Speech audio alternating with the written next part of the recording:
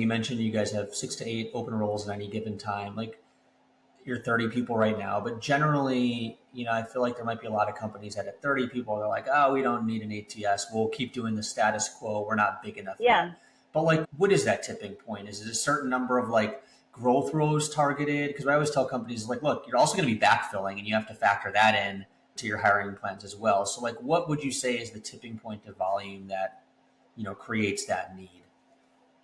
Yeah, I think, one thing that we started doing really well last year was resource planning. And so with those 6 to 8 roles, it doesn't mean we have 6 to 8 openings that we need to fill immediately. They're really evergreen posts. So we are building up talent pools and building relationships with future candidates. And so I would say that is the case. Like at the start of the year when we were thinking of, okay, we're going to need somebody on our social team, we're going to need somebody on our search team, we're going to need somebody on our media strategy team. So we have so many different openings across the categories that we need, because we don't know that, yes, we're going to have a need today. Yep. We want to make sure that we can have the talent pool built. And so I think that really was a really great catalyst for us to be able to know what was happening. Again, diving into Monday, there's a lot, it's gray. Like you have to play around with it. You have to create a lot of the tags. Going into an ATS, you just go to the role, you see everything that you need to see in one-stop shop. So I think that piece really, for a team that is small, you should always have evergreen posts, because to your point, there's going to be turnover, expected or unexpected.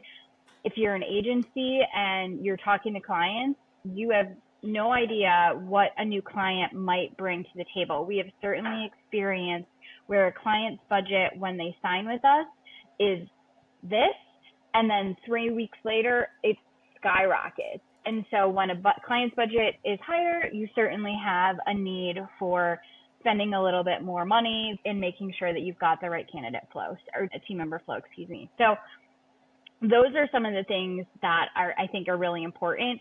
And having an ATS with a talent pool is golden, because then it's not just like, oh, I'm maintaining a relationship, an email relationship with so-and-so.